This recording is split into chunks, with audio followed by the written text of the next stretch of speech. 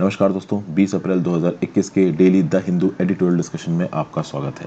देखते हैं आज कौन कौन से इंपॉर्टेंट आर्टिकल्स डिस्कस करेंगे। वैसे तो 4 इंपॉर्टेंट आर्टिकल्स मैं डिस्कस करने वाला हूँ। सारे आर्टिकल्स इंपॉर्टेंट है, बट अभी के लिए मैं 4 ही डिस्कस कर पाऊंगा। सॉरी दोस्तों, एक पर्टिकुलर वीडियो में the amount of information that can be provided is limited. बाकी को कवर करने के तरीके में ढूंढूंगा। तो पहला article, protective children in the age of artificial intelligence. Artificial intelligence की एज में चिल्ड्रंस के सामने क्या क्या चैलेंजेस हैं और उनको एड्रेस करने के लिए क्या क्या किया जा सकता है, उसके बारे में यहाँ पे रेनाटा डेसेलियन जी ने यहाँ पे कुछ पॉइंट्स दिए हैं। रेनाटा डेसेलियन जी के बारे में बात की जाए तो ये यूनाइटेड नेशंस के रेजिडेंट कोऑर्डिनेटर हैं इंडिया में। तो इंडिया के पर्सपेक्टिव में आर्टिफिशियल इंटेलिजेंस क्या चैलेंजेस फेस करता है बच्चों के लिए, इसके लिए तो बात की ही है। और कहीं ना कहीं रेनाटा साहब यहाँ पे जो बोल रहे हैं उसके इंटरनेशनल आप कह सकते हो पर्सपेक्टिव्स भी हैं। इंटरनेशनली आज की डेट में बच्चों के सामने आर्टिफिशियल इंटेलिजेंस क्या क्या चैलेंजेस लेके आ रहा है। और ऑब्वियस सी बात है, आज की डेट में वेस्टर्न कंट्रीज में बच्चों के सामने जो आर्टिफिशियल चैलेंजेस हैं, कल की डेट में वो इंडिया में आएंगे ही आएंगे। तो ओवरऑल एक कोऑर्डिनेटेड और हॉलिस्टिक अप्रोच अगर आर्टिफिशियल इंटेलिजेंस को लेकर बनाई जाएगी तो बहुत बेहतर होगा। इसके बारे में इस आर्टिकल में बात की जाएगी, इसको देखेंगे। नेक्स्ट है ordinance route is bad but repromulgation is worse. आपको पता है under article 123 of the Indian constitution, president अगर एक हाउस या दोनों हाउस ऑफ पार्लियामेंट या स्टेट लेजिस्लेटिव असेंबली सेशन में ना हो, governor state legislative assembly case में और प्रेसिडेंट लोकसभा राज्यसभा केस में, तो ऐसे केसेस में ऑर्डिनेंस इशू किया जा सकता है कुछ ऐसे सब्जेक्ट्स को इम्प्लीमेंट करने के लिए, कुछ ऐसे लॉज को इम्प्लीमेंट करने के लिए जिनको इम्प्लीमेंट करना बहुत ज़्यादा अर्जेंट हो। लेकिन ऑर्डिनेंस की एक लिमिटेशन होती है, ठीक है। अगला असेंबली सेशन या पार्लियामेंट का सेशन शुरू होने के 6 हफ्ते के अंदर अंदर उसको अप्रूवल नहीं मिला है तो वो लैप्स हो जाएगा। अभी लैप्स होने के बाद फिर से उस ऑर्डिनेंस को रिप्रोमुलगेट कर देना, ये काम गड़बड़ है। ऑर्डिनेंस को पहली बात लेके आना और उसी ऑर्डिनेंस को पार्लियामेंट्री प्रोसेसेस या असेंबली प्रोसेसेस के थ्रू पास ना करा के फिर से एग्जीक्यूटिव रूट से नियम कानून बनाना, ये गलत है। तो ऑर्डिनेंस लाना तो गलत है ही, साथ साथ उसका रीप्रोमुलगेशन फिर से गलत है। यहाँ पे कुछ एक ऑर्डिनेंस का रीप्रोमुलगेशन हुआ है, ये जो commission for air quality management बनाया गया था एनसीआर रीजन में, दिल्ली एनसीआर रीजन में, जिसका नाम था commission for air quality management in national capital region and adjoining areas ordinance 2020, वो रिसेंटली अभी लैप्स हो गया था, उसको फिर से सरकार ने यहाँ पे रीप्रोमुलगेट कर दिया है। तो ये जो रीप्रोमुलगेशन वाला मैकेनिज्म है, भले ही सुप्रीम कोर्ट इसको अनकॉन्स्टिट्यूशनल बोल चुका है, तब भी केंद्र की सरकार और राज्य की सरकार रीप्रोमुलगेट करती रहती है ऑर्डिनेंसेस को। तो इसके एग्जाम्पल्स कौन कौन से हैं उसको यहाँ पे समझेंगे और ओवरऑल ये पूरा का पूरा सिस्टम गलत क्यों है इसको देखेंगे। फिर नेक्स्ट बात करते हैं वुल्नरेबिलिटी रिमाइंडर। रिसेंटली यूके की जो होम सेक्रेटरी हैं प्रीति पटेल जी, इन्होंने डायमंड जो मैग्नेट था नीरव मोदी, जो कि इस समय पे इंग्लैंड में भगोड़े की तरह बैठा हुआ है इंडिया से भाग के, उसके एक्स्ट्राडिशन को अलाउ कर दिया। इसके रिस्पेक्ट में मैंने कल बात की थी। अभी नीरव मोदी के एक्स्ट्राडिशन की जब खबर चल रही है मार्केट में, तो ऑब्वियस सी बात है पंजाब नेशनल बैंक में जो 13,600 करोड़ रुपए का स्कैम हुआ था लेटर ऑफ अंडरटेकिंग्स का, उसके ऊपर ही मैंने वीडियो बना रखी है, तो वो नहीं देखी तो देख लीजिए कि यहाँ पे हमारे बैंकिंग सेक्टर के अंदर जो फ्रॉड्स हैं उनके ऊपर पॉइंट आउट करने की कोशिश की जाए। हमारा बैंकिंग सेक्टर काफ़ी सेंसिटिव हो रखा है और केवल पब्लिक सेक्टर बैंक ही नहीं, प्राइवेट सेक्टर बैंक्स भी काफ़ी सेंसिटिव हो रखे हैं। यहाँ पे रिजर्व बैंक ऑफ इंडिया ने जो भी पॉलिसीज बनाई हैं, प्रॉम्प्ट करेक्टिव एक्शंस बनाए हैं, उनका इम्प्लीमेंटेशन बहुत वीक प्रकार से हो रहा है, ऐसा यहाँ पे बोला जा रहा है। और बहुत अर्जेंट बेसिस पे कुछ करने की ज़रूरत है हमारी फाइनेंशियल स्टेबिलिटी को सिक्योर करने के लिए। इसके रिस्पेक्ट में कुछ पॉइंट्स बताए जा रहे हैं, तो इस आर्टिकल को डिस्कस करेंगे। और नेक्स्ट बात करते हैं सेविंग लाइफ्स। देखिए इंडिया में second wave of corona virus infection चल रही है और ये पहली वेव से बहुत ज़्यादा खतरनाक है। तो यहाँ पे लाइफ्स बचाना क्यों ज़रूरी है, हमने पहली वेव से क्या क्या नहीं सीखा और ये सेकेंड वेव इतनी खतरनाक कैसे हो रही है, क्या क्या प्रॉब्लम्स आ रही हैं, उनके बारे में एक दो पॉइंट्स बोले गए, तो इस आर्टिकल को भी डिस्कस करेंगे। तो टोटल ये 4 आर्टिकल्स ही मुझे लग रहा है मैं आज आपके साथ डिस्कस कर पाऊंगा, उसके बाकी आर्टिकल्स मैंने इंक्लूड नहीं किए। आगे बढ़ने से पहले वीडियो पे लाइक का बटन, इस वीडियो को शेयर कर दीजिए, चैनल को शेयर और सब्सक्राइब कर दीजिए, ज्वाइन बटन दबा के आप हेल्प कर सकते हैं। इंस्टाग्राम पे फॉलो कर लीजिए, आपके साथ मैसेजेस, वीडियोस, आपके कमेंट्स का जवाब देके, मैसेजेस का जवाब देके जोड़ने की कोशिश करूँगा। टेलीग्राम ग्रुप ज्वाइन कर लीजिए इस लेक्चर की पीडीएफ के लिए और मेरे लेक्चर्स की नोटिफिकेशन के लिए। तो शुरुआत करते हैं protected children in the age of artificial intelligence, their rights, privacy and well-being must be protected in digital environments just as they are in the physical world। अगर आप बात करो तो हम लोग आर्टिफिशियल इंटेलिजेंस की जनरेशन में रह रहे हैं। कहने का मतलब क्या है? कहने का मतलब ये कि आजकल के बच्चे एलेक्सा से कन्वर्स करते हैं। एलेक्सा, ठीक है ना, गूगल हेल्प, इस प्रकार की जो आप कह सकते हो ऑनलाइन डिजिटल इक्विपमेंट्स हैं, घर पे एलेक्सा रखा हुआ है, hey Alexa play this song, hey Alexa how much far is this place. तो इस प्रकार की चीज़ें हैं। एलेक्सास हो गया, यूट्यूब हो गया। तो इस प्रकार के ऑनलाइन प्लेटफॉर्म्स के बीच में आज की डेट में बच्चे अपनी ज़िंदगी काट रहे हैं। ओके, और ये जो ऑनलाइन प्लेटफॉर्म है, इनसे जुड़े रहने के लिए कहीं ना कहीं आपको इंटरनेट का एक्सेस चाहिए। आज की डेट में हर चीज़ वर्चुअल रियलिटी और आर्टिफिशियल इंटेलिजेंस की तरह सामने आ रहा है। जो बच्चे हैं वो गेमिंग करते हैं, गेम्स खेलते हैं। अभी गेम्स में तो वर्चुअल रियलिटी है, बच्चों को लग रहा है कि वो गेम खेल के दुश्मन को मार रहे हैं, जबकि एक्चुअली में वो कार्टून कैरेक्टर्स के साथ खेल रहे हैं। तो समझिए भाई, इस फंडामेंटल टेक्नोलॉजिकल चेंज ने, जिसको आप आर्टिफिशियल इंटेलिजेंस यहाँ बोल रहे हो, इसने लोगों के काम करने के तरीके को बदल दिया है। लोगों का बिहेवियर बदल चुका है, उनकी प्रेफरेंसेस बदल चुकी हैं। जिस प्रकार से लोग और खासकर बच्चे अपने आसपास की दुनिया को एसेस करते हैं, वो तक बदल चुका है। अगर आप बूढ़े लोगों से बात करो तो उनको याद होगा कि आर्टिफिशियल इंटेलिजेंस के एरा से पहले क्या होता था। ये जो डिजिटल वर्ल्ड आज की डेट में चल रहा है, इससे पहले किस प्रकार से चीज़ें काम करती थी।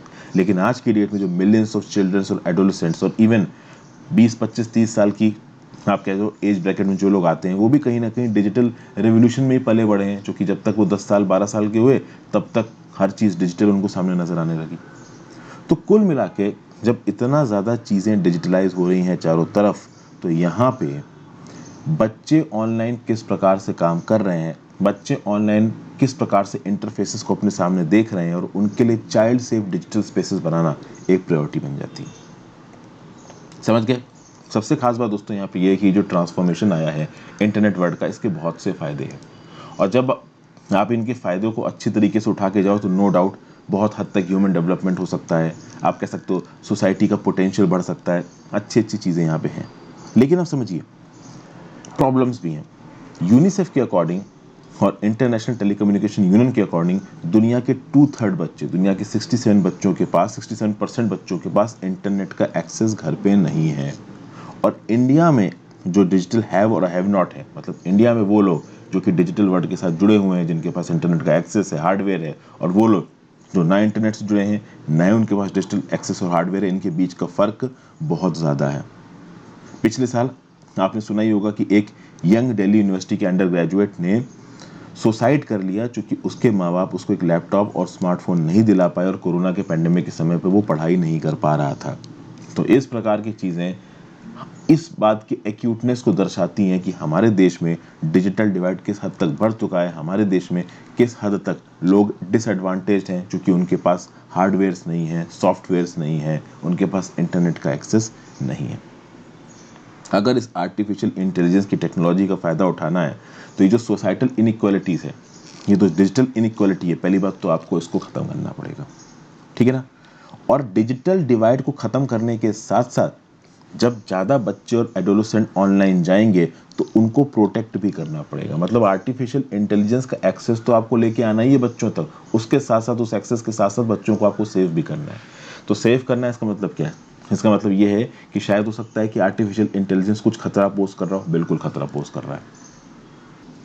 समझने की बात यहाँ पे ये है कि बच्चों के सामने यहाँ पे खतरा है क्या, क्या अच्छी चीज़ें कर सकता है आर्टिफिशियल इंटेलिजेंस चिल्ड्रंस की ग्रोथ और डेवलपमेंट के लिए, और एट द सेम टाइम क्या नुकसान पहुंचा सकता है। तो हम अच्छी चीज़ों को, ग्रोथ और डेवलपमेंट वाली चीज़ों को कैसे प्रमोट करें, और हार्म वाली चीज़ों को कैसे मिटिगेट करें, इसके लिए पेरेंट्स, गार्जियंस, सोसाइटीज़, गवर्नमेंट्स, सबको मिलकर काम करना पड़ेगा। और बच्चों को, यंग लोगों को नॉलेज, टूल्स और अवेयरनेस कैसे प्रोवाइड किए जा सके अपने आप को ऑनलाइन बचाने के लिए, ये भी एक इंपॉर्टेंट पॉइंट है। तो देखिए यहाँ पे क्या बोला जा रहा है, in the old fashion physical world we evolve norms and standards to protect children. पुराने ज़मानों में बच्चों को बचाने के लिए नॉर्म्स एंड स्टैंडर्ड्स हुआ करते थे। जैसे बहुत से देशों में जब कोई बच्चा अकेले ट्रैवल कर रहा है, उसके साथ कोई बड़ा नहीं है, वो एक अनअकम्पनीड माइनर है, तो उसके रिस्पेक्ट में कुछ पॉलिसीज और प्रोटोकॉल्स होंगी। जनरल पब्लिक को कुछ पॉइंट्स दिए जाएंगे कि हाँ भाई, इन बच्चों की आपको इस प्रकार से मदद करना है। कुछ देशों में तो आपने देखा है कि माँ बाप मीडिया को परमिशन नहीं देते अपने बच्चों की फ़ोटोग्राफ लेने के लिए। कुछ कंट्रीज़ में आपने देखा होगा कि कुछ नियम, लीगल नियम कानून एग्जिस्ट करते हैं कि जो न्यूज़ आउटलेट्स हैं, वो जब किसी बच्चे की फ़ोटो छापते हैं तो उसके चेहरे को ब्लर कर देते हैं। यहाँ पे क्या किया जा रहा है कि यहाँ पे बच्चे की आइडेंटिटी को बचाने की कोशिश की जा रही है, क्योंकि इस ऑनलाइन डिजिटल दुनिया में बहुत से भेड़िए घूम रहे हैं, बहुत से चाइल्ड प्रेडेटर्स घूम रहे हैं। अक्सर कर घर में तो आपने ये सब चीज़ें देखी होंगी कि एक छोटे बच्चे को घर से अकेले बाहर निकलने की परमिशन नहीं दी जाती है। जब भी वो किसी पार्क में खेलने जाता है, अपने दोस्तों के साथ खेलने जाता है, तो बच्चों को स्ट्रिक्ट इंस्ट्रक्शंस दिए जाते हैं कि भाई किसी स्ट्रेंजर से बात मत करना, ठीक है ना, अपना अलग अलग रहना। तो इस प्रकार की चीज़ें बहुत कॉमन प्रकार से देखी गई हैं। प्लस जो आप कह सकते हो कि आप जो बड़े बच्चे हैं या फिर आज की डेट में आप कह लीजिए कि चाइल्ड पोर्नोग्राफी, इस प्रकार की चीज़ें कहीं ना कहीं बच्चों को ज़्यादा वल्नरेबल बना देती हैं। ओके, जो दूसरे बच्चे हैं वो कुछ बच्चों की तरह पोस्ट करने की कोशिश करेंगे ऑनलाइन, जो एडल्ट्स हैं वो बच्चों की तरह पोस्ट करने की कोशिश करेंगे ऑनलाइन। तो ऑनलाइन जो बच्चों की चिल्ड्रंस की आइडेंटिटी होती है, इसको प्रोटेक्ट करने की ज़रूरत है। यहाँ पे एक वीडियो गेमिंग और चैट फॉरम का भी नाम लिया जा रहा है, जिसका नाम है फोर्टनाइट बैटल रॉयल। ये फोर्टनाइट बैटल रॉयल एक बहुत पॉपुलर वीडियो गेमिंग और चैट एग्जाम्पल है। ये एक ऐसा ऑनलाइन स्पेस प्रोवाइड करता है बच्चों के लिए जहाँ बच्चे एक दूसरे के साथ मिल सकते हैं। लेकिन आप कह सकते हो हनी पॉट, मतलब बच्चे को किडनैप करना हो, ठीक है ना, बच्चे को ट्रिक करना हो, तो बहुत सारे चाइल्ड प्रेडेटर्स इस प्रकार के प्लेटफॉर्म्स में प्रेजेंट होते हैं। एक बच्चे को लग रहा होता है कि वो किसी साथ के अपनी उम्र के साथी के साथ बात कर रहा हो, लेकिन वो किसी एक एडल्ट के साथ बात कर रहा हो, और ये एडल्ट्स किडनैप करने के लिए या किसी प्रकार से उस बच्चे को ब्लैकमेल करने के लिए इस प्रकार के फोरम्स का इस्तेमाल करते हैं। समझ गए ना भाई? तो कहीं ना कहीं ये जो वर्चुअल वर्ल्ड है, ये जो ऑनलाइन वर्ल्ड है, ये अनसुपरवाइज्ड वैकेशंस और प्लेग्राउंड्स के साथ भरा हुआ है। और यहाँ पे बच्चे बहुत ज़्यादा वल्नरेबल हैं when compare to other childrens, when compare to other unscrupulous adults. समझ गए यहाँ पे? उसके बाद बात यह है कि इस सब चीज़ों को रोकने के लिए क्या किया जा सकता है। एक ऑप्शन है बैनिंग स्क्रीन टाइम। जितने समय तक ये बच्चे ऑनलाइन रहते हैं उस स्क्रीन टाइम को आप कम कर दो। लेकिन कहीं ना कहीं पेरेंट्स के लिए करना बहुत मुश्किल हो गया है। पेरेंट्स के लिए बच्चों का जो स्क्रीन टाइम है, बच्चों का जो इंटरनेट से एक्सपोजर है, बच्चों का जो ऑनलाइन टाइम बिताने का समय है, उसको कंट्रोल करना पेरेंट्स के लिए बहुत ज़्यादा मुश्किल हो गया है। ये जानना पेरेंट्स के लिए बहुत ज़्यादा मुश्किल है कि बच्चे ऑनलाइन क्या कर रहे हैं, बच्चे ऑनलाइन किसके साथ कितना टाइम स्पेंड कर रहे हैं। उसके कुछ रीज़न ये भी है कि ना पेरेंट्स के पास टाइम है, और आज की डेट में हर चीज़ ऑनलाइन हो रही है। स्कूल तक में जो होमवर्क तक दिया जाता है इन बच्चों को, वो तक ऑनलाइन दिया जाता है। तो जब सब कुछ ही ऑनलाइन है, तो हर बच्चे की ऑनलाइन एक्टिविटी को यहाँ पे मॉनिटर कर पाना काफ़ी मुश्किल है। ओके, उसके बाद अगर आप देखो तो बहुत सारे जो आर्टिफिशियल इंटेलिजेंस सिस्टम्स हैं जो कि वीडियो गेम्स और सोशल नेटवर्क्स में इम्बाइब किए जाते हैं, वो कुछ इस प्रकार से बनाए जाते हैं कि बच्चे उनसे बिल्कुल चिपक जाएं।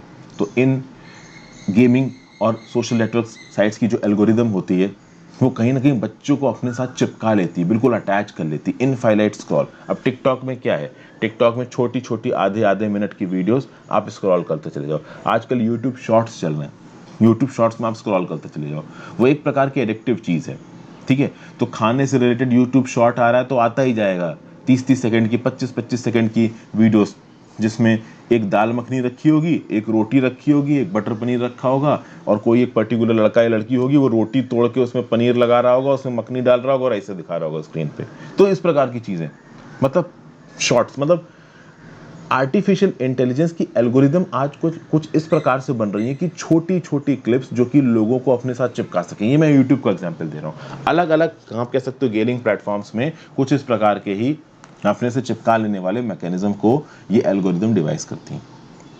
ओके, और ऑब्वियस सी बात है, ये जो बड़ी बड़ी कंपनीज हैं, इनके आर्टिफिशियल इंटेलिजेंस के सिस्टम इसलिए होते हैं क्योंकि इनको प्रॉफिट कमाना, और ये प्रॉफिट तब कमा पाएंगे जब ट्रैफिक इनके साथ चिपका रहेगा। लेकिन एक बच्चा जो कि टेंडर एज पे ये काम कर रहा होता है, वो कहीं ना कहीं डिजिटली एडिक्ट हो जाता है, और डिजिटली एडिक्ट होने के बाद उसके जो व्यू पॉइंट्स है ना अपनी आसपास की दुनिया के, वो कहीं ना कहीं इंटरनेट से आप कह सकते हो कि इफेक्ट होने लगते हैं। जब बच्चा बड़ा हो रहा होता है तब वो अपने अंदर व्यूज डेवलप कर रहा होता है कि उसके आसपास की दुनिया कैसी है। लेकिन जब वो बड़ा हो रहा है और आसपास की दुनिया को समझने की कोशिश कर रहा है, उस समय पे वो एक और वर्चुअल इंटरनेट के डीप स्पेस में फंसा हुआ है, और उस इंटरनेट के डीप स्पेस में बहुत सी फेक न्यूज सर्कुलेट कर रही है, कॉन्स्पिरेसी थ्योरी सर्कुलेट कर रही है, hype, hubris, online bullying, hate speech, इस प्रकार की चीज़ें कहीं ना कहीं सर्कुलेट कर रही हैं। तो इन सब चीज़ों को देख के बच्चा कहीं ना कहीं गलत चीज़ें भी सीख जाता है। ओके, हर क्लिक के साथ, हर स्क्रॉल के साथ ये जो आर्टिफिशियल इंटेलिजेंस है, वो उस बच्चे की सोच में, उस बच्चे की डाइट में कुछ ना कुछ एक अलग ही प्रकार की चीज़ इंसर्ट कर रहा है। समझ गए ना? बच्चे कभी ना कभी ये समझ ही नहीं पाते हैं कि वो क्या है, या वो किस प्रकार की दुनिया में रह रहे हैं, क्या उनकी आसपास की दुनिया रियल है या फिर जिस ऑनलाइन दुनिया में रह रहे हैं वो रियल है। ओके, तो अलग अलग perspectives, preferences, beliefs, customs, empathy, goodwill को समझ पाना कभी कभी बच्चों के लिए मुश्किल हो जाता है। ओके, फिर आज की डेट में और भी बहुत सी चीज़ें यहाँ पे एग्जिस्ट करती हैं, जैसे कि आज की डेट में बहुत सारे ऐसे आर्टिफिशियल इंटेलिजेंस के खिलौने आते हैं जो कि प्री प्रोग्राम्ड होते हैं, खुद की पर्सनालिटी से, खुद की वॉइस से। तो जो बच्चे हैं उनको लगेगा कि अरे भाई ये खिलौना तो मेरे साथ बोल रहा है, ये खिलौना तो मेरे साथ बात कर रहा है, ये तो मेरा रियल फ्रेंड हो गया। अब ऐसा नहीं है कि आर्टिफिशियल इंटेलिजेंस के सारे खिलौने खराब ही होते हैं भाई, कुछ खिलौनों से लिटरेसी, बच्चों की learning levels, language development, social skills भी अच्छी होती है। ओके, कहीं ना कहीं आप देखो तो आर्टिफिशियल इंटेलिजेंस के मैकेनिज्म को बहुत यूजफुल तरीके से भी डिप्लॉय किया गया है। लेकिन प्रॉब्लम यह है कि आर्टिफिशियल इंटेलिजेंस के टॉय बनाने वाली जो कंपनीज है वो कभी कभी गलत चीज़ें करती हैं। कभी कभी वो बच्चों के फेशियल रिकॉग्निशन को रिकॉर्ड करने लगती हैं। जर्मनी ने कायला नाम की एक इंटरनेट कनेक्टेड डॉल को बैन कर दिया, क्योंकि ऐसा बोला गया कि ये इंटरकनेक्टेड डॉल बच्चों के ऊपर स्नूपिंग कर रही थी, स्पाइंग कर रही थी। समझ गए? तो जर्मनी ने तो कायला की इस इंटरनेट कनेक्टेड डॉल को बैन कर दिया, लेकिन क्या दुनिया भर में कहीं इंटरकनेक्टेड डॉल नहीं यूज़ हो रही? ऑब्वियसली बात है, बहुत सी जगहों पे यूज़ हो रही है, और बहुत सारी कंट्रीज़ में तो कोई लीगल फ्रेमवर्क एग्जिस्ट ही नहीं करता इस प्रकार के टॉयज़ को बैन करने का। समझ गए? तो इस प्रकार की चीज़ें यहाँ पे एग्जिस्ट करती हैं। फिर अगर आप देखो तो फील्ड ऑफ एजुकेशन में आर्टिफिशियल इंटेलिजेंस बहुत कुछ कर सकता है। आर्टिफिशियल इंटेलिजेंस के चलते आप ऐसे बहुत सारे लर्निंग प्लेटफॉर्म्स बना सकते हैं, लर्निंग मटेरियल्स को बच्चों की रिक्वायरमेंट्स के हिसाब से अवेलेबल करा सकते हैं, पेडागॉगी को इम्प्रूव कर सकते हैं। पढ़ाने का तरीका का मतलब होता है, पेडागॉगी का मतलब होता है पढ़ाने का तरीका। इंटेलिजेंट ट्यूटरिंग सिस्टम्स को लेके आते हैं, करिकुलम प्लान्स को डिवाइस कर सकते हैं, वर्चुअल रियलिटी में जाके बच्चों को पढ़ा सकते हैं। तो जिस वर्चुअल रियलिटी में बच्चा गेम खेलता है, उसी वर्चुअल रियलिटी का प्रयोग करके बच्चा सीख सकता है हिस्ट्री को, ज्योग्राफी को, ज़िंदगी जीने के तरीके को। तो कहीं ना कहीं ये जो एजुकेशन सिस्टम है, इनको आर्टिफिशियल इंटेलिजेंस की मदद से इम्प्रूव भी किया जा सकता है। लेकिन एट द सेम टाइम जब आप एक लिमिट से ज़्यादा आर्टिफिशियल इंटेलिजेंस पे डिपेंड कर जाते हो, और कल की डेट में मान लीजिए पैंडेमिक के चलते इन आर्टिफिशियल इंटेलिजेंस की टेक्नोलॉजी का सही तरीके से प्रयोग नहीं हुआ, तो भाई लोगों की स्कॉलरशिप्स, एडमिशन्स, बहुत सी चीज़ें कैंसिल भी हो गई। कुल मिला के आज की डेट में आर्टिफिशियल इंटेलिजेंस के ऊपर लोगों की रिक्वायरमेंट बढ़ रही है। इनफैक्ट जो स्कूल्स और कॉलेजेस एग्जाम्स कंडक्ट करवाते हैं ना, वो भी ऑनलाइन आर्टिफिशियल इंटेलिजेंस के बेस पे कंडक्ट करवाते हैं। तो किसी साल अगर आर्टिफिशियल इंटेलिजेंस के सिस्टम्स ने सही तरीके से काम नहीं किया, या फिर पैंडेमिक के चलते हम उनको इस्तेमाल नहीं कर पाए, तो उस साल जो लॉसेस होंगे वो भी बहुत ज़्यादा होंगे। तो कहीं ना कहीं आर्टिफिशियल इंटेलिजेंस का प्रयोग इस प्रकार से करना है कि अगर मान लो उसको डिप्लॉय नहीं कर पाए, तो कहीं ना कहीं उसके बहुत ज़्यादा साइड इफेक्ट्स ना हो, उसके बहुत ज़्यादा लॉसेस ना हो।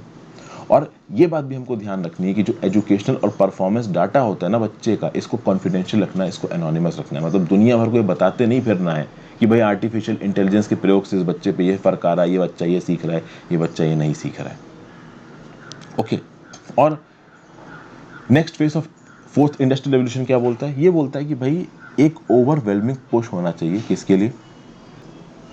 इंटरनेट एक्सेस को बढ़ाने के लिए। कुल मिला के यहाँ पे अब सवाल ये पूछा जा रहा है कि भाई चाइल्ड राइट्स को बचाते हुए और आर्टिफिशियल इंटेलिजेंस को सही तरीके से बच्चों के लिए प्रयोग करते हुए हम क्या क्या सही चीज़ें कर सकते हैं जिससे हार्म और मिसयूज़ कम हो जाए और बच्चों के बेनिफिट्स ज़्यादा हों। तो ये बोला जा रहा है कि जो अगला फोर्स आएगा फोर्थ इंडस्ट्रियल रेवोल्यूशन का, यहाँ पे एक ओवरवेलमिंग पुश होना चाहिए इंटरनेट एक्सेस को सारे बच्चों के लिए बढ़ाने के लिए। चाहे सरकार हो, चाहे प्राइवेट सेक्टर हो, चाहे सिविल सोसाइटी हो, पेरेंट्स हो, चिल्ड्रंस हो, उनको कहीं ना कहीं इस बात को इंश्योर करना है कि आर्टिफिशियल इंटेलिजेंस और इंटरनेट का एक्सेस हो बच्चों के पास, प्री एग्जिस्टिंग इनइक्वालिटीज़ कम हो, डिस्पैरिटीज़ यहाँ पे कम हो।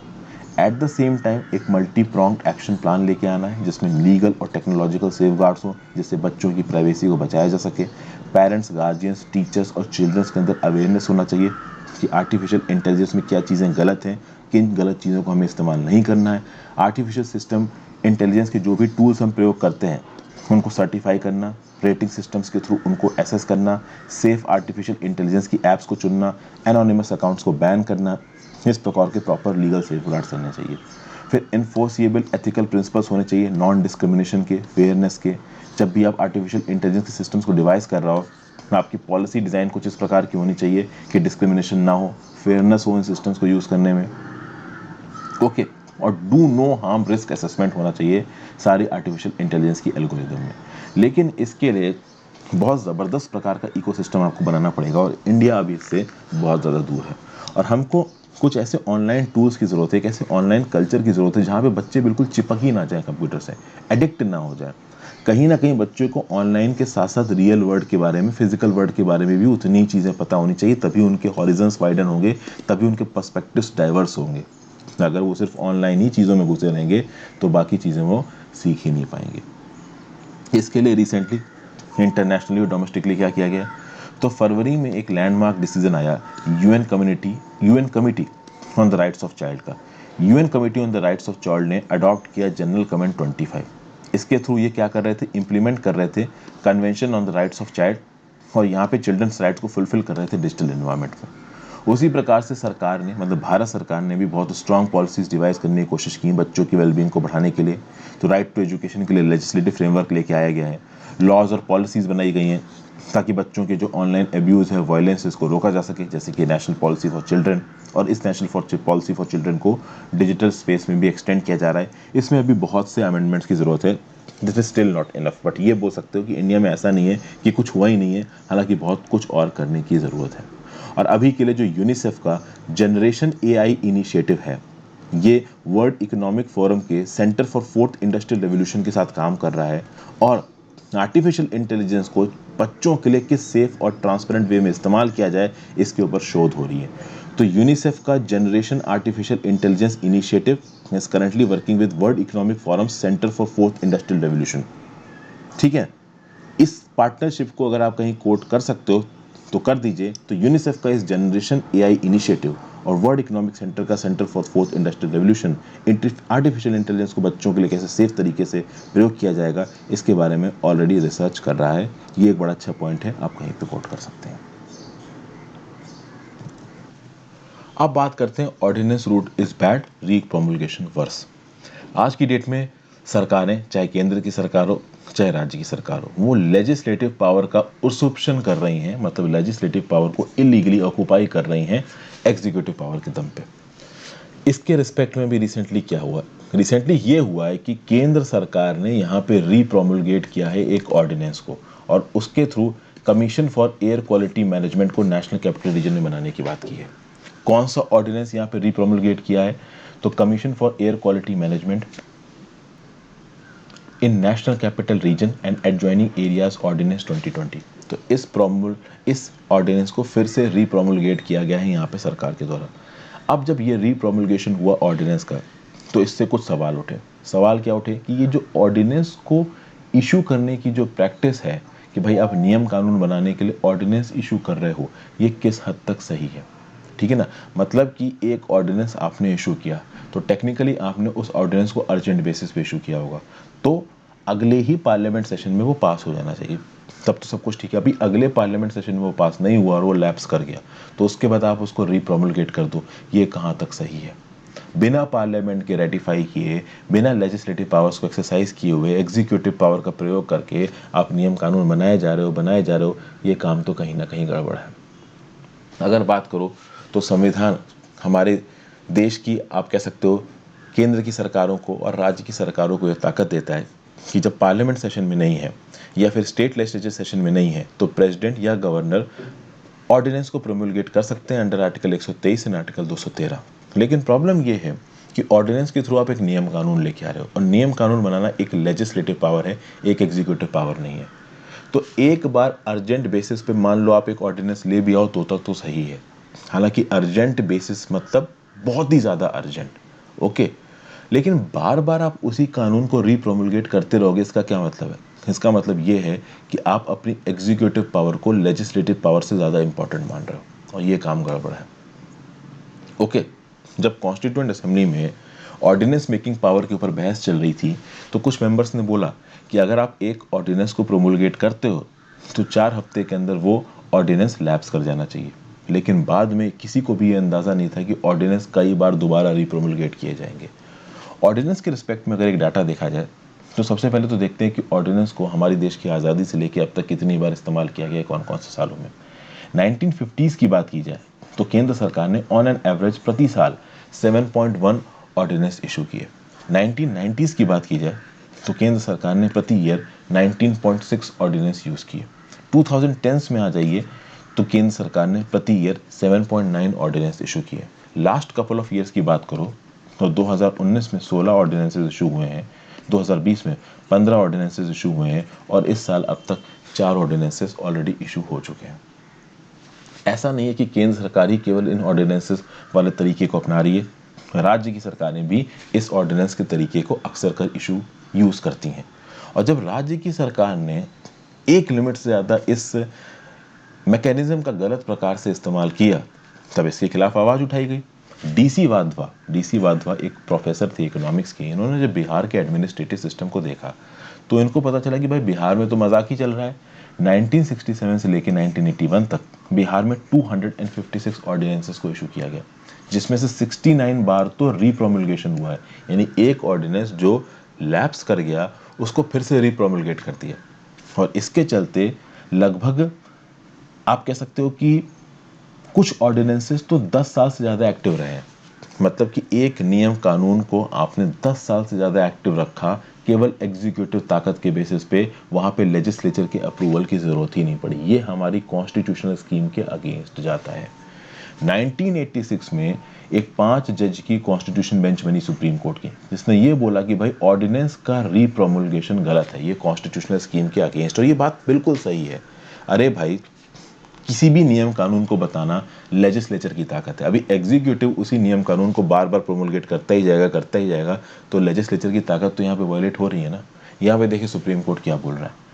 It would most certainly be a colourable exercise of power for the government to ignore the legislature and re-promulgate the ordinance and thus to continue to regulate the life and liberty of the citizens through ordinance made by the executive। यानी यहाँ पे supreme court बोल रहा है कि अगर सरकार legislature को इग्नोर करके बार बार अपनी एग्जीक्यूटिव पावर के दम पे नियम कानून को बनाते जाए तो ये कॉन्स्टिट्यूशनल प्रोविजंस का स्ट्रिक्ट वायलेशन है।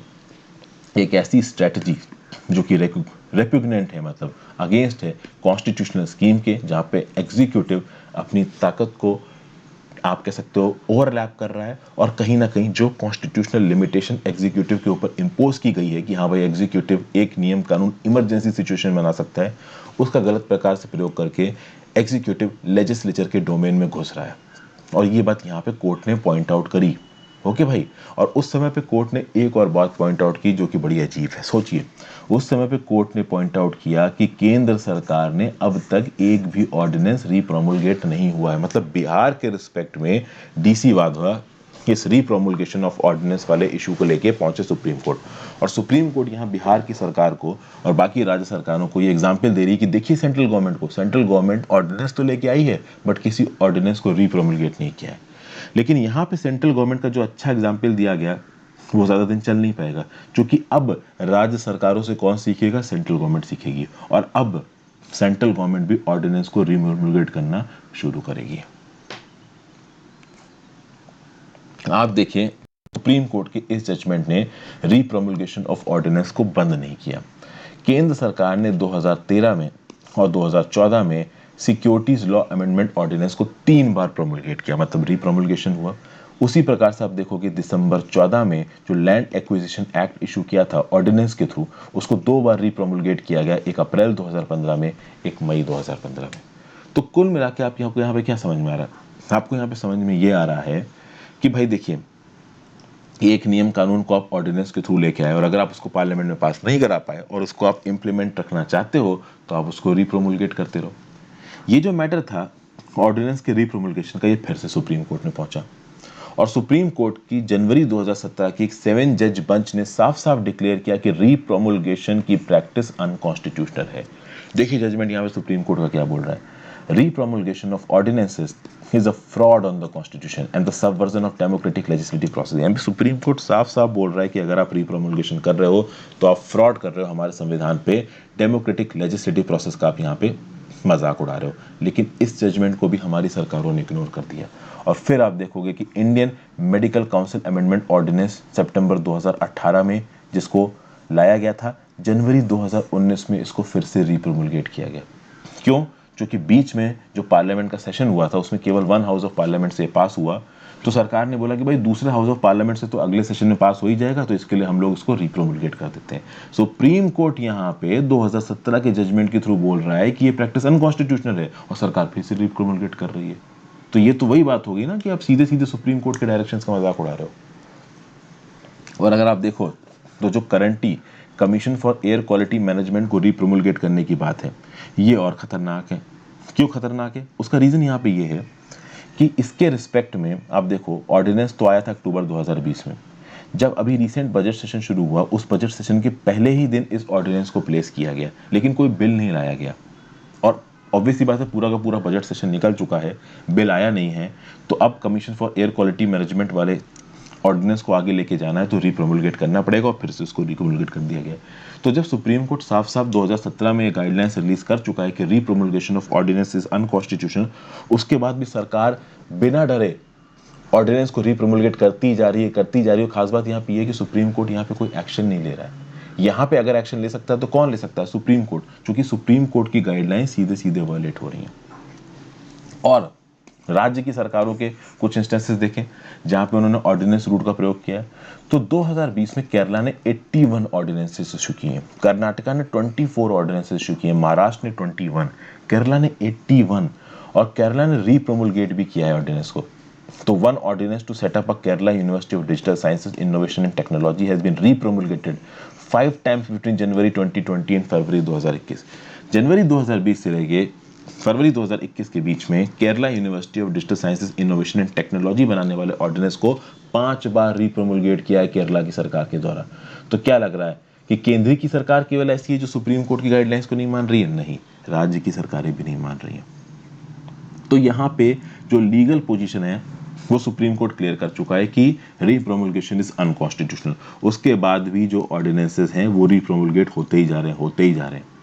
अब जब रीप्रोमुलगेशन हो रहा है तो यहाँ पे एग्जीक्यूटिव रीप्रोमुलगेशन कर रहा है, लेकिन ताकत किसकी छीनी जा रही है?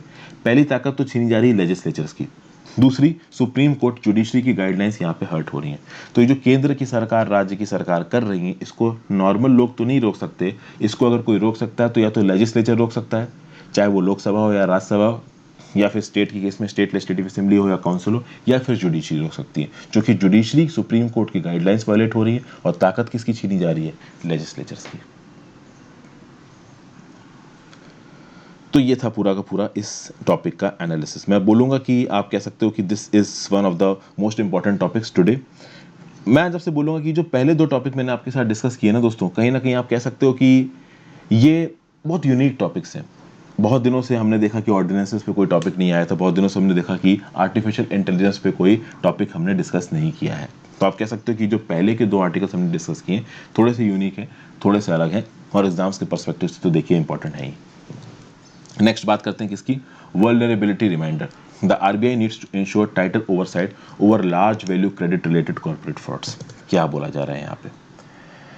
देखिए, रिसेंटली यूके की जो होम सेक्रेटरी हैं प्रीति पटेल जी, इन्होंने डिसीजन लिया और इन्होंने अलाउ कर दिया जो फ्यूजिटिव डायमंडेयर है, मतलब डायमंड का जो बिजनेसमैन था नीरव मोदी, जिसने पंजाब नेशनल बैंक में 13,600 करोड़ का लेटर ऑफ अंडरटेकिंग का स्कैम किया था, इसके एक्स्ट्राडिशन को यूके की होम सेक्रेटरी प्रीति पटेल जी ने यहाँ पे अप्रूवल दे दिया है। हालांकि यूके की हाई कोर्ट में ऑब्वियस सी बात है, ये नीरव मोदी एक पिटीशन डालेगा।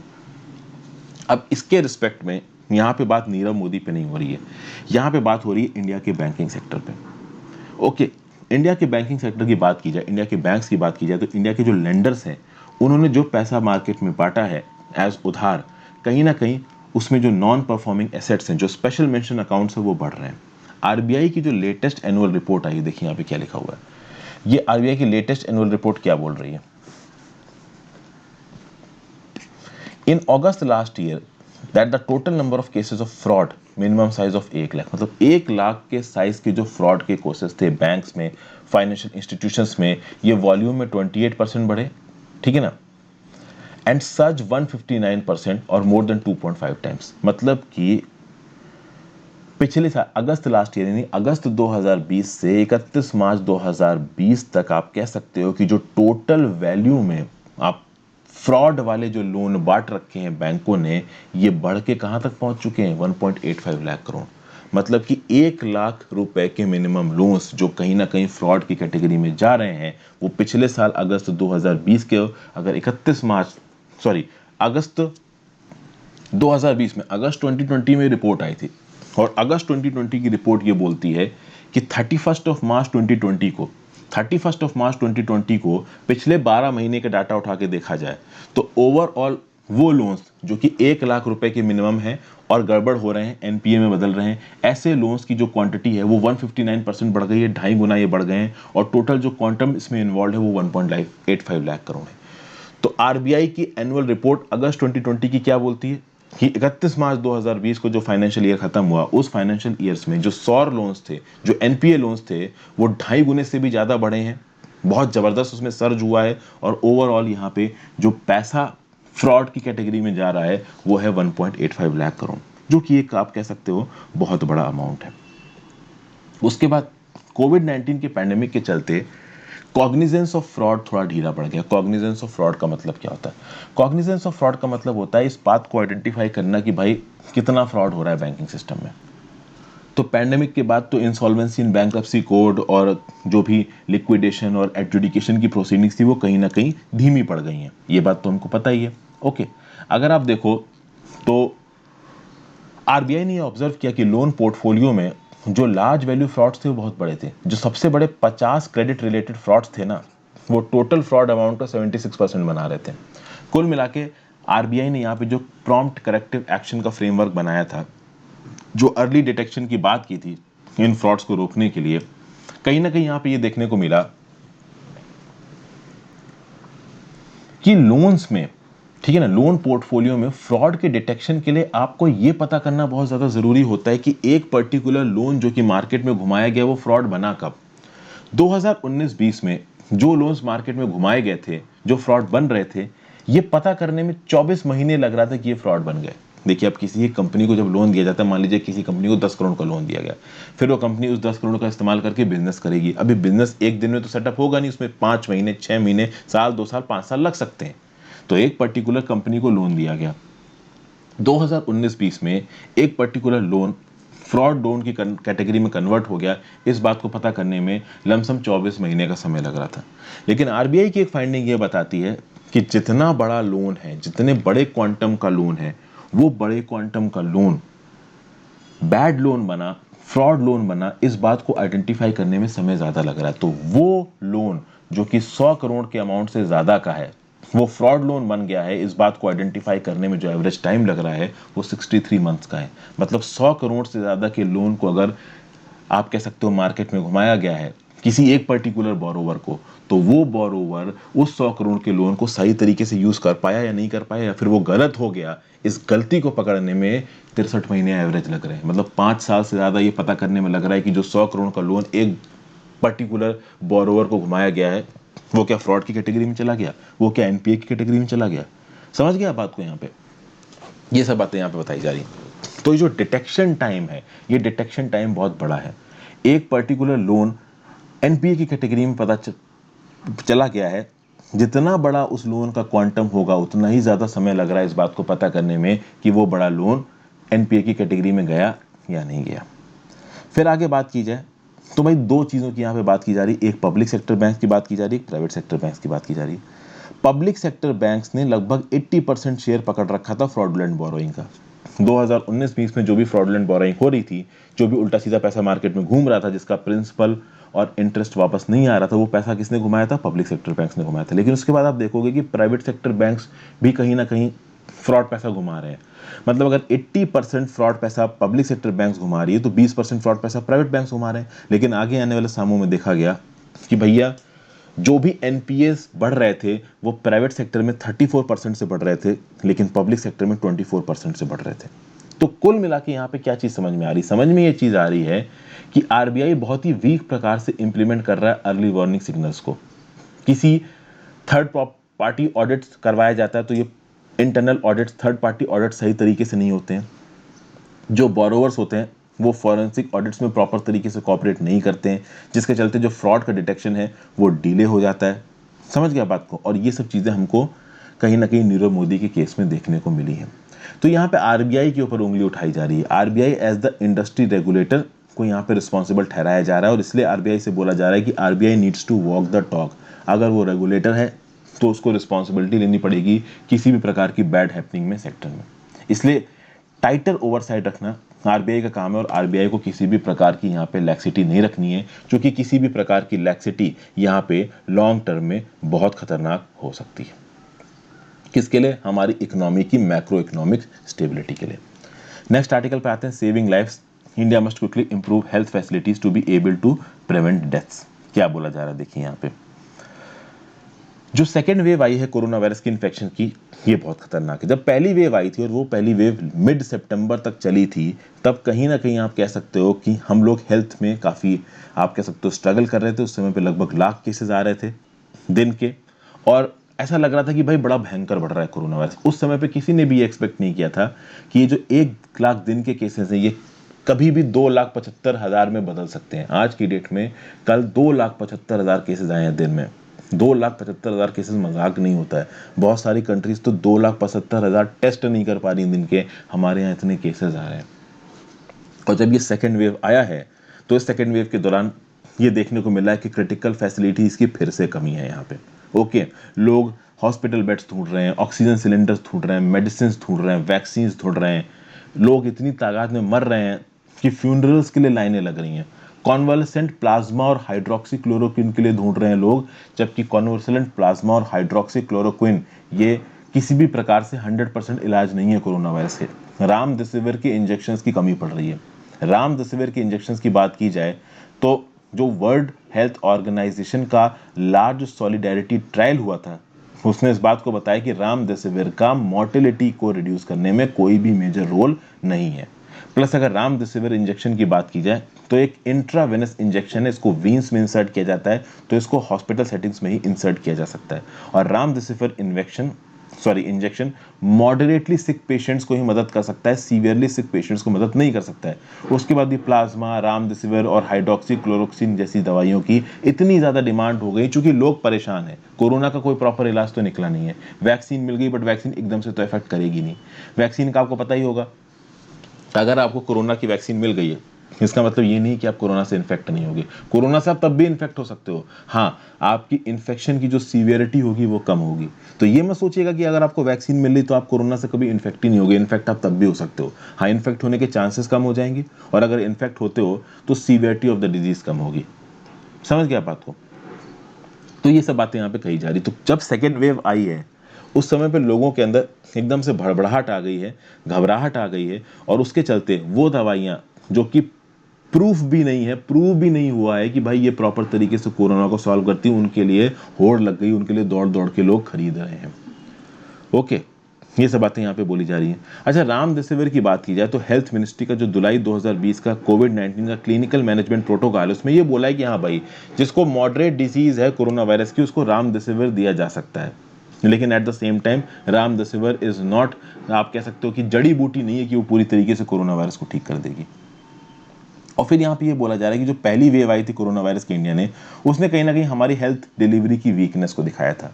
लेकिन 1 साल बीत गया है, उसके बाद भी हमने अपनी कैपेबिलिटीज़ को एनहांस नहीं किया। सेकेंड वेव में भी वही बेड्स की कमी, वही मेडिकल ऑक्सीजन सप्लाईज की कमी, और अब वैक्सीन की भी कमी। तो कुल मिला के इतने महीनों के बाद भी हम लोग पूरी तरीके से तैयार नहीं हैं कोरोना वायरस की सेकेंड वेव से लड़ने के लिए। इनफैक्ट यहाँ पे इलेक्शन रैलीज चल रही हैं, सारे एग्जाम्स टाइम पे कंडक्ट हो रहे हैं, लोगों ने घूमना फिरना फिर से शुरू कर दिया, हालांकि उस कैटेगरी में मैं भी आता हूँ। ओके, तो कुल मिला के हालात बहुत ज़्यादा ख़राब हैं यहाँ पे। ओके, प्राइवेट हेल्थ फैसिलिटीज़ के रोल पे यहाँ पे उंगली उठाई जा रही है। पिछले साल से अब तक सरकार और नीति आयोग बहुत हद तक प्राइवेट हेल्थ फैसिलिटीज़ पे बैंक कर रही है कोविड-19 के सॉल्यूशन के लिए, लेकिन अब तक प्राइवेट हेल्थ फैसिलिटीज़ ने कोविड-19 के इलाज में कोई मेजर रोल प्ले नहीं किया है। प्राइवेट सेक्टर वहीं काम पे आ रहा है जहाँ पे लोगों की परचेजिंग पावर है। यहाँ पे लोगों ने कोई ऐसी प्राइवेट इंश्योरेंस स्कीम खरीद रखी है, आदित्य बिरला जैसी, कि अगर उनको कोरोना वायरस हो जाए तो उस स्कीम के पैसों से इलाज हो जाएगा। तो भाई प्राइवेट सेक्टर वहीं पे इन्वॉल्व हो रहा है जहाँ पे उसको प्रॉपर पैसा मिल रहा है, नहीं तो वो इन्वॉल्व नहीं हो रहा है, और सरकारी सेक्टर बहुत ज़्यादा ओवरबर्डन्ड है। तो ये सब बातें यहाँ पे बताई गई हैं। Thank you for watching this video friends. I hope आपको काफ़ी कुछ यहाँ पे सीखने को मिला होगा। Have a great day, good bye.